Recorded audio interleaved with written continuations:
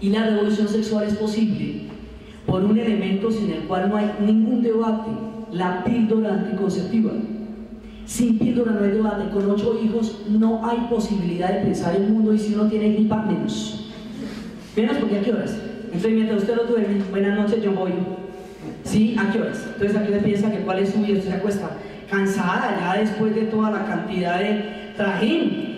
Entonces, con la píldora empieza la decisión sobre el cuerpo, y con la decisión sobre el cuerpo empieza la decisión sobre la primera instancia en la cual usted tiene que decidir en la tierra, y es sobre su sexualidad, porque es el pellejo. Es lo más directo que usted tiene, donde está empacada, y qué hay por eso. Y hay una revolución estética, y esa revolución estética nos lleva al cine. Entonces, como hay una revolución sexual, en el cine empieza a aparecer el sexo. ¿De qué año es una película? Si tiran es de después de los 60, y si no tiran es de antes. Sí. Porque había una vaina que se llamaba el código Hays, y el código Hays, en unos ataques de moralina que les da a los gringos, que son pavorosos, les dio por montársela a las pobres vampiresas, declararlas inmorales, sacarlas del cine y meter un montón de mujeres anhelantes de ojos vidriosos. ¿Cómo tendrían que mirar estas mujeres para reemplazar todo el erotismo en el cine solamente a pestaña? Esto era de morirse, porque no, usted no podía nada más, o sea, eso tenía que deducir por el diálogo más o menos y por el ojo. Entonces la censura era brutal. Entonces ahí se cae la censura en el cine y empieza la sexualidad. Películas como Bob, Ted, Carol y Alice, por equipos. El cine va a cambiar, el cómic va a aparecer como un género mayor y se va a convertir en toda una manera de representar el mundo. El graffiti va a ser la forma, primero en los letreros, o sea, había grafitis muy, la policía está armada y es peligrosa. Sí, la guerra, cuidado, la policía está armada y es peligrosa. La guerra es mala para los bebés y otras criaturas vivientes.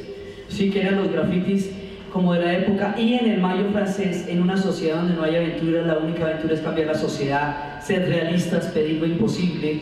Profesores, nos estáis haciendo viejos. Entonces son, digamos, los grafitis empiezan a ser, en las paredes empiezan a hablar, y eso es muy importante también en ese momento. Entonces hay una cantidad de lenguajes que son tan importantes como el movimiento mismo, pero de esos lenguajes el teatro va a cambiar, porque ya no existe el espectador, sino que entra a formar parte del teatro. Empiezan a hacer performance, happenings, empiezan a hacer sketch que incluyan a la gente. Entonces van a cambiar todos los lenguajes, pero la música va a ser el que más difusión va a tener por el medio en que se transmite, por la radio y por los acetatos. El rock se vuelve un cronista, y es el rock el que le va dando a usted el pulso de lo que está pasando. ¿Sí? O sea, lo que le dicen a ustedes, si usted quiere saber qué está pasando, escuche lo que está pasando. Entonces, lo primero que pasa es que hay una sensación de todos estos cambios suceden de una manera abrupta. Entonces, ¿quién le dice a uno qué es lo que está pasando? Bob Dylan. Bob Dylan es un trovador de la herencia de un tipo que se llamaba Woodrow Gertie, que cantaba a los sindicatos y a los movimientos obreros durante la Gran Depresión en la crisis de los 30s. Corresponde a una tradición de folk americano, que ha sido un cronista y digamos, los trovadores que van cantando las historias de lo que va pasando. Pink Floyd va a ser uno de los puntos más importantes de la historia del rock, y para los que hemos sido rockeros del tercer mundo, el concierto de Roger Waters fue, bueno, lo máximo que le va a pasar a uno en la vida, pues. Sí, y cuando ese prisma va a caer y todo eso es absolutamente increíble que nos haya tocado, aunque sea tanto tiempo después. Esta gente se va a pillar cómo es que se anticipa la historia, y ellos más adelante van a tocar el día que cayó el muro de Berlín. Entonces, digamos, ellos son visionarios en la música, en la estética, en el sonido, en la letra, en el concepto, en el álbum. Son en todo sentido visionarios, en la exploración de todos los sentidos. Entonces, esto está pasando, digamos, en la psicodelia, y el sentido que tenían las drogas en ese momento, primero, no son drogas, son sustancias. No era un consumo, porque precisamente contra el consumo era todo. La idea era que el consumo había sustituido el sentido de la vida y que había que buscar una manera distinta de vivir a la de estar consumiendo permanentemente. Entonces la idea que tenían las drogas en ese momento, las sustancias, eran decodificadores de una búsqueda de estados alterados de conciencia. Por el otro lado, el movimiento para parar la guerra del Vietnam va cogiendo cada vez más fuerza y cada uno de los sectores se están metiendo ahí.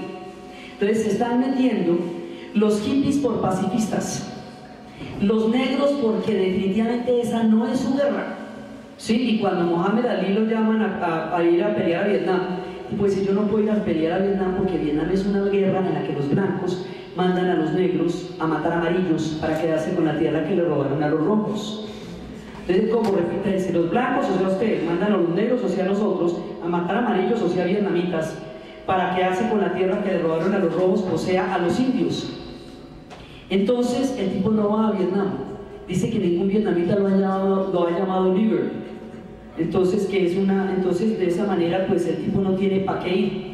En esa época a ellos no les avisan cuándo es que empieza la guerra, porque la guerra no empieza con una declaración, nunca fue declarada, sino que en lugar de mandar asesores militares, o sea Bugis, el Aceitoso y Jair Kleins y todo eso, empiezan a mandar tropas en el 65, ¿sí? Entonces ya cuando entran las tropas en combate solo sale un titular en el periódico, el Congreso dio autorización para mandar tropas.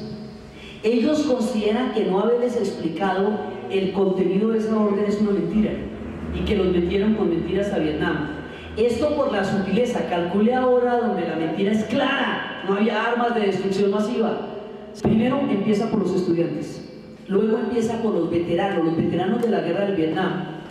Se dan cuenta que el conflicto se va degradando cada vez más y llegan con una serie las cosas que ellos hicieron, el nivel de sadismo que ellos vivieron en Vietnam, produce dos posibilidades: o usted se muere del asco o a usted le gusta, y cualquiera de las dos cosas daña profundamente la psiquis. Y si usted tenía 18 años cuando le pasó eso, ¿qué va a hacer el resto de la vida? Entonces, o usted llega y se convierte en un activista y va a movilizar a la gente para parar la guerra del Vietnam, o se convierte en un francotirador en los McDonald's y arranca a dispararle a la gente los domingos cuando piden hamburguesa. En ese momento, todas las canciones están para parar la guerra del Vietnam. Todas las canciones van a tener un contenido movilizador. Y hay un momento en que había un candidato que era el que iba a parar la guerra. Ese era Bobby Kennedy. Bobby Kennedy subió, iba a ser presidente de los Estados Unidos, iba a parar la guerra del Vietnam y lo matan en plena convención demócrata. Cuando asesinan a sus reformadores, cuando mataron a Martin Luther King y mataron a Bobby Kennedy, entonces la contracultura dice: ellos no se van a reformar por su propia capacidad de ser críticos, sino esto hay que sacarlo a punta de movilizaciones.